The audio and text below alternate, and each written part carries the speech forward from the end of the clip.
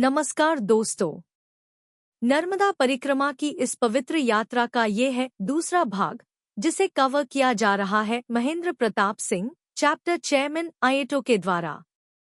पहले भाग में इस यात्रा के कुछ खास और यादगार लम्हे देखने को मिले थे, और अब इस दूसरे पार्ट में ये सफर और भी गहरा होने वाला है।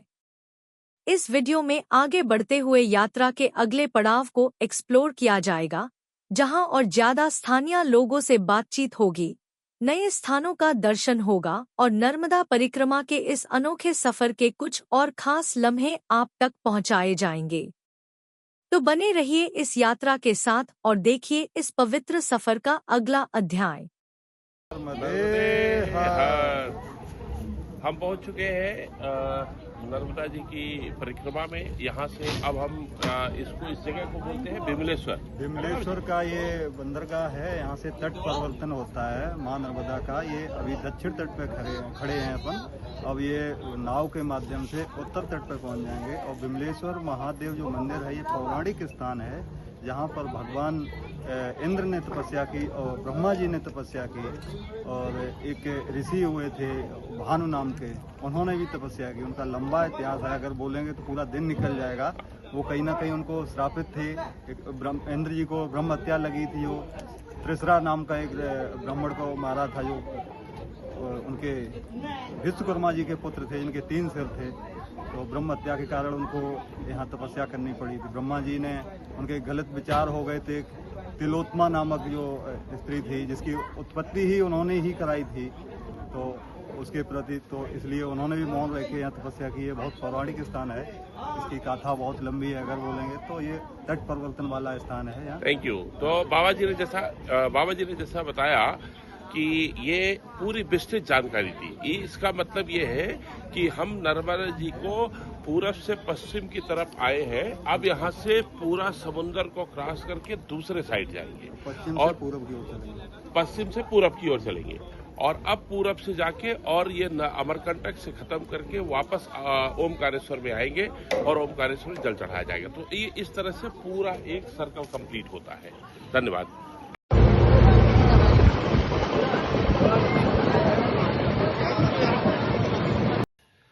नर्मदे हर हमारे नर्मदा परिक्रमा के दूसरे दिन के दूसरे पड़ाव पे आ चुके हैं, और इस समय है हम एकता नगर केवड़िया के क्षेत्र में, और हम हैं यहाँ पे सूर्य पारेश्वर मंदिर, जो कि बहुत प्राचीन मंदिर है। आप देख सकते हैं बाबा यहाँ पे शिवलिंग है, और इतना प्राचीन मंदिर है कि महाभारत के स्कंद पुराण में इनका उल्लेख मिलता है, और शिव पुराण में भी इनका उल्लेख किया गया है इस मंदिर का।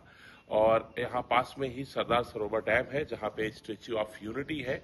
और इनकी खासियत, यहाँ की लोकल किंवदंती की बात करें तो यहाँ के लोकल लोगों की किंवदंती ये है कि भगवान शिव ने यहाँ से अपने त्रिशूल से राक्षसों का संहार किया था, और बाद में भगवान शिव ने नर्मदा के जल में अपना त्रिशूल धोया था। ऐसी यहाँ की लोकल किंवदंती और मान्यता है। बट ये इतना प्राचीन और अच्छा मंदिर है कि मैं चाहूंगा कि नर्मदा परिक्रमा में जो भी लोग आए, एक बार सूर्य पारेश्वर मंदिर जरूर आए, और यहाँ आने का एक अपना विशेष महत्व है। धन्यवाद।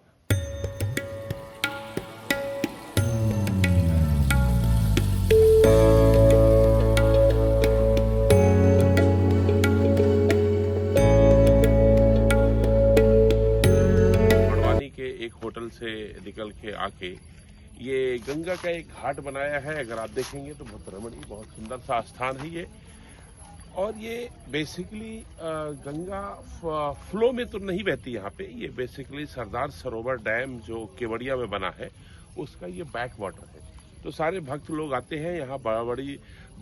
बड़वानी डिस्ट्रिक्ट है। बड़वानी डिस्ट्रिक्ट एक शहर है छोटा सा, जहाँ पे लोग आते हैं, रुकते हैं। छोटे छोटे होटल्स हैं, यहाँ पे रह सकते हैं। और सारे भक्त लोग आते हैं, सवेरे यहाँ पे स्नान पूजा करते हैं, और फिर यहाँ से आगे के पड़ाव का रास्ता चालू होता है। वहाँ दर्शन करने जाते हैं कि आगे वाली संतान पढ़ने लिखने लगे। उसका दर्शन का महत्व है। नमस्कार दोस्तों, अब हम आ गए हैं बड़वानी जिले के पास में एक बहुत बड़ा जैन मंदिर है, जो अपने आप में बहुत अद्भुत है। और ये प्रथम तीर्थंकर जैन मंदिर है और जो 80 फीट की प्रतिमा है जो आप देख सकते हैं अपने आप में बहुत बड़ी। बड़वानी जिले से 12 से 15 किलोमीटर की डिस्टेंस पे है जो इस जगह को बोलते हैं 52 गजा मंदिर। तो ये पहाड़ों के बीच में बना है और इस मूर्ति की एक खास विशेषता है कि इस मूर्ति को एक ही पत्थर को पूरा तराश के ये प्रथम तीर्थंकर जी की प्रतिमा को बनाया गया है जो अपने आप में एक बहुत अद्भुत है।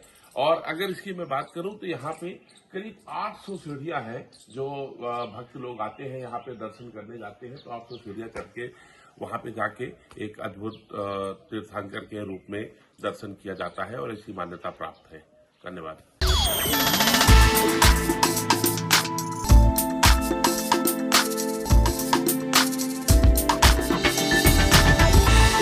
You are watching Travel World Online.